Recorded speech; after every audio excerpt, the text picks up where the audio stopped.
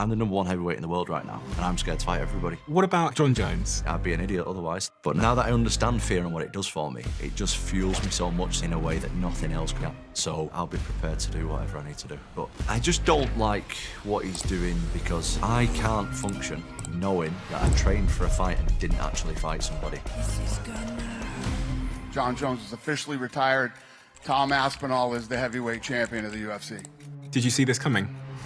And do you have any idea when you'll be back in the octagon? I do, yeah. Tom, you're the only ever British heavyweight champion of the UFC. So what advice can you give young men that are struggling to find that sense of purpose? It takes years to become an overnight success. I've been going since I was 8 years old, and I've been up against so many tests, from career-ending injuries to financial struggles to mental struggles. And at one point, we had 3 kids at the age of 25, and I had no money. I mean, my first pro fight, I got 200 quid. I felt the pressure, trying to be a young guy, but having all this responsibility on me, having to borrow money from friends to buy nappies for my kids so I can keep living on this dream. But outlasting people and consistency is massively underrated. And in today's day and age, people just have a lot of options, but that obsessiveness of being 100% focused on something, you win. Tom, there's this black box in front of me, which contains something which represents a pivotal moment in your career. What is the story behind this? It was the most devastating thing that happened in my whole career. So ahead of showing you that interview, which we recorded a while ago, I wanted to call Tom and get his first reaction to the news that he's now the UFC's undisputed heavyweight champion of the world. So what I'm about to show you is a conversation I had with Tom hours after the news was announced that he's now the undisputed heavyweight champion of the world. And then I'm going to play the long-form interview that me and Tom had several weeks ago right here in the studio. Enjoy.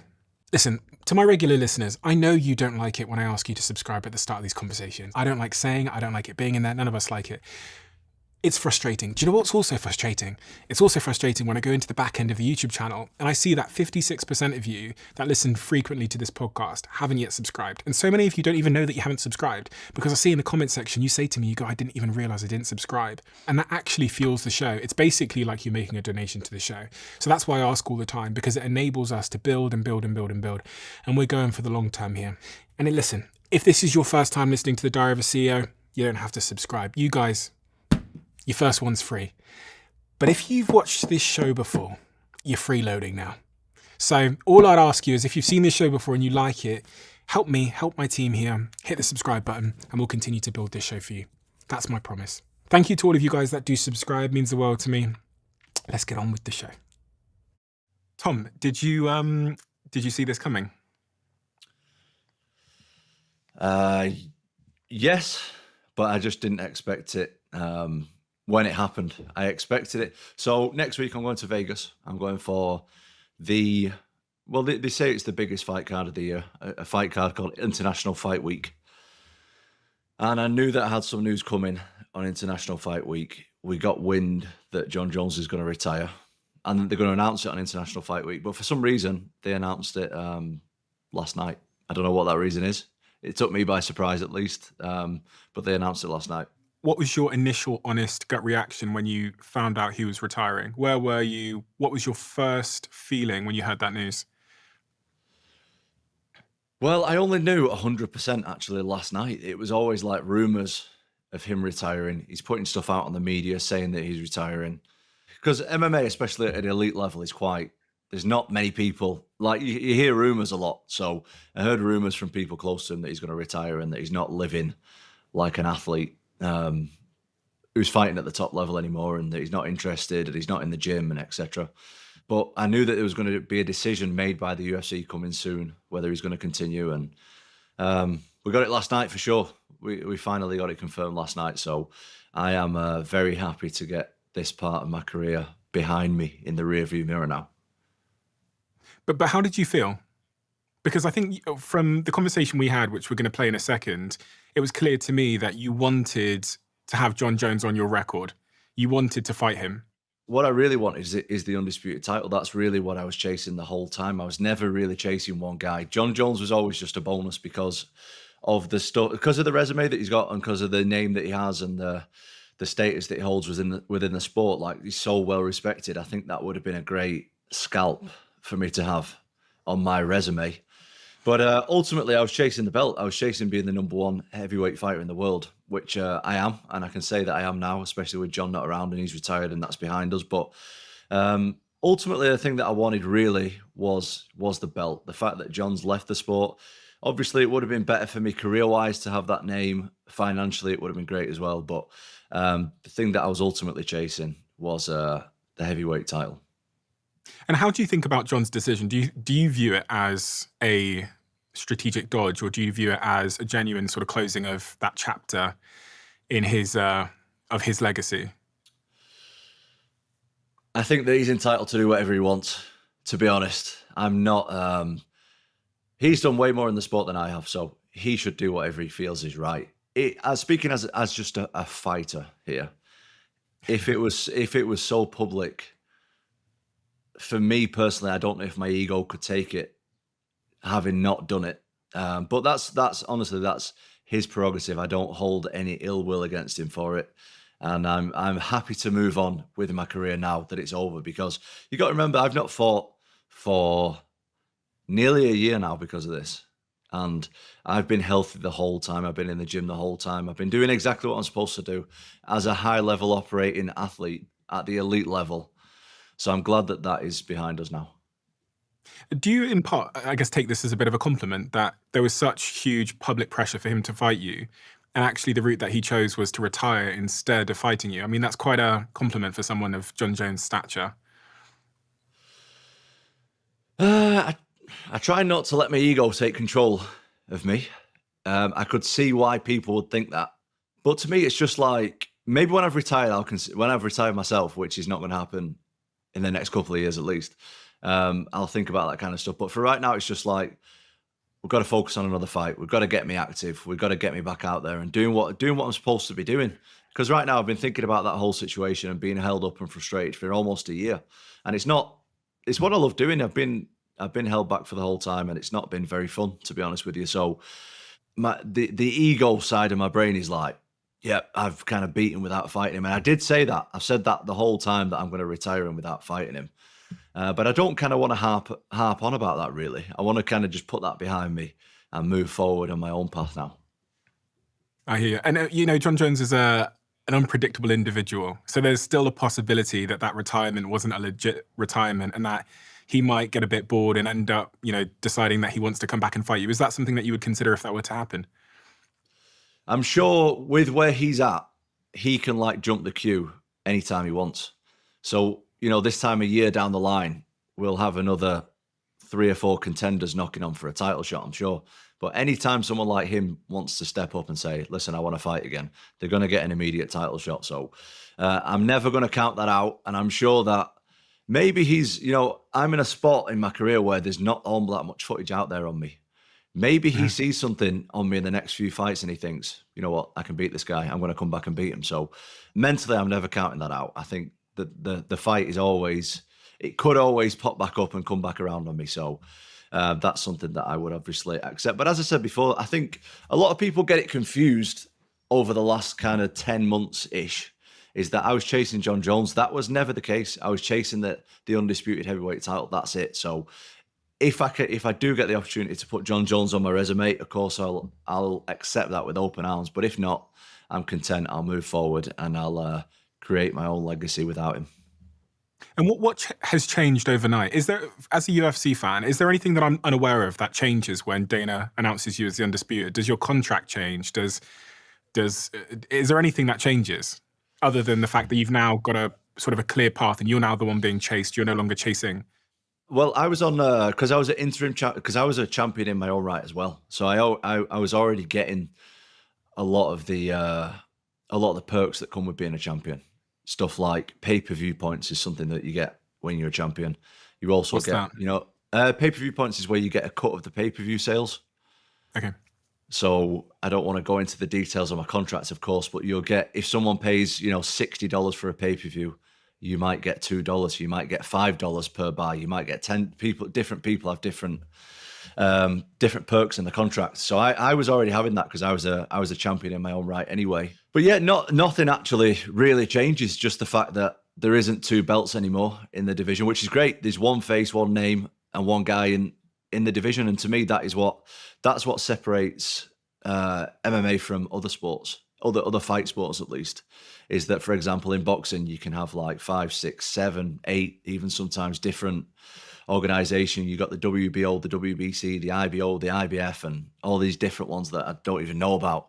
And they all have different champions in each organization.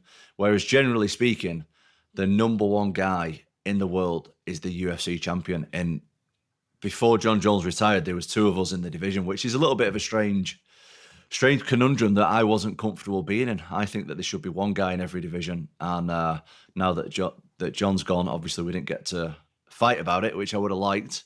But at least there's one guy, and I'm happy with that moving forward.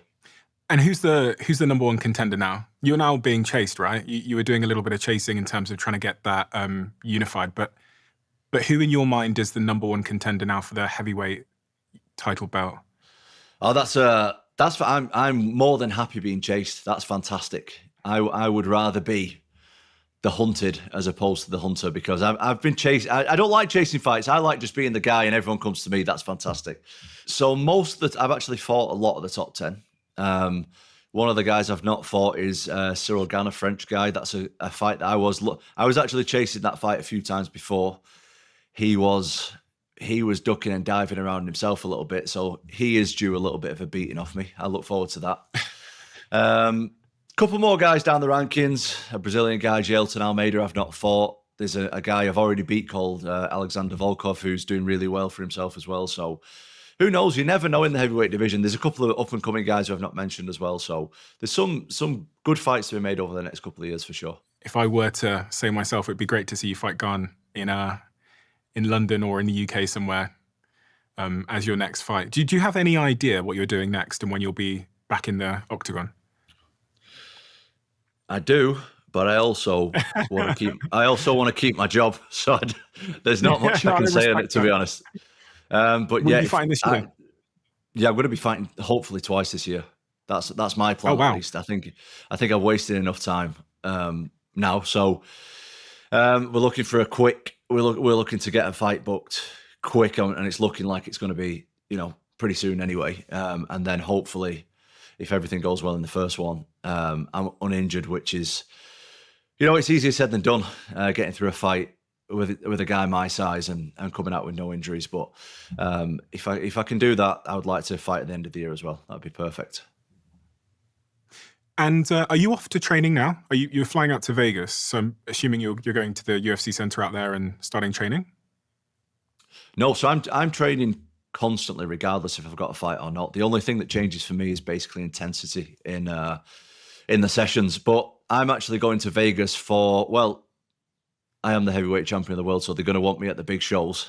So I'm going to be showing my face there, doing a little bit of media and stuff. I will, of course, be doing a little bit of training, just different stuff. I'm working with a new sponsor who I'm going to be with till the end of my career, which is Champion. So I'll be working with them out there and just doing bits for the UFC, meeting fans and doing bits of training, just being around the scene. And I don't often, to be honest, I'm so routine based and goal focused that I don't like to leave my home routine and training regimen that often. So when I go to the US and do things like this, I like to do as much in a short space of time as possible so I can get back to my because I know what I need to do to be good and to win fights, and that's be at home and be in my routine and be focused. So I don't like to leave my routine too much and go overseas and do all this other stuff. So I'll be killing as many birds with one stone in this trip as possible. You're a family man, Tom. I got a real understanding of that in the conversation that I'm about to play. Your family are very close to you. You're a father. What's the reaction been like with your partner, your kids, your father, your parents over the last couple of hours since you've been crowned as the undisputed? To be honest, it didn't really make much of a difference. I think a lot of people said the same thing outside of my family as well. It was like, you were kind of the champion anyway, because I think the way that Jon Jones played it the last year or so, it just didn't. A lot of people didn't see him as the unified heavyweight champion anyway. So I think a lot of people close to me, like I told my kids this morning, and they were just like not bothered at all. It didn't make the slightest bit of difference. I said, look, I'm only telling you So when your friends tell you at school, you'll know, and they were like, "Okay, fair enough." That was it. There was no great What did you reaction say there. to them? What did you say to them? Well, it was just my. It's mainly my oldest son because my twins, they're a little bit too young to really understand. They've just turned 6, so they don't really get it. But my oldest son's 9, almost. His friends are following MMA a little bit more, so he kind of is starting thinking it's cool now. So I told my son, I was like, "Listen, I'm just letting you know, Jon Jones retired. I'm the undisputed champion now. I've got, there's one," and he was just like, "Oh, okay." And I was like, I know you're not that bothered. I'm just letting you know. So if your friends say anything, you know." And he was like, "Okay, thanks." John's probably watching this. He has undoubtedly had one of the greatest careers in the history of the UFC, up there with the likes of Khabib and many of the legends through history. What would you say to him if he was watching this now? It's a great question. I don't know if he will be watching this. I'm not sure, but if he is, I think he's had an amazing career, and I think he should enjoy the rest of his life. I think if he truly feels like he's done enough, which he keeps saying that he does, he will be at peace. He doesn't need me or anybody else to tell him how good he's done. He'll know it himself. So I hope that he's enjoying his life, he's enjoying his family, and he's celebrating his career because it's been amazing. Tom, congratulations. I think I speak on behalf of a lot of Brits and really people all around the world when I say that you're the champion I think the UFC, especially at the heavyweight division, has really been longing for. Someone who wants to be active, someone who is seeking the biggest fights, someone who is willing to fight anybody, but also someone that's just really, really relatable, and I think sends a message to all of us that what I'd class as a very normal guy from humble beginnings can reach the very top of the professional pyramid as it relates to sports and entertainment. So thank you so much for representing the UK in the UFC, especially at the heavyweight level, which we've never had before. But I will all be rooting for you for so many reasons, because of who you are, but also because of the exciting way that you've conducted yourself in and outside of the octagon. So I'm going to let you go. We're going to play the interview now that we recorded a little while ago. But yeah, going to be watching your career very, very closely, and I'm going to be ringside whenever you fight next. I know there's a lot of people that are going to turn out to support you. So thank you so much, Tom. Thank you very much for having me. And if you're there, as always, because we know each other now, and I know it's difficult when you know somebody personally. Anytime I fight, you got to strap in, be ready for anything, because it's heavyweight MMA at the highest level, and anything can happen. So thank you for having me, Stephen, and I look forward to seeing you there. Thank you. Tom, if I'd met you when you were a kid, and I'd asked you, what do you want to be when you're older? What would you have said to me? Well, it depends on the age, of course. But I think if you would have asked me from the age of being 9 years old and above, I would have said that I'm going to be UFC Heavyweight Champion.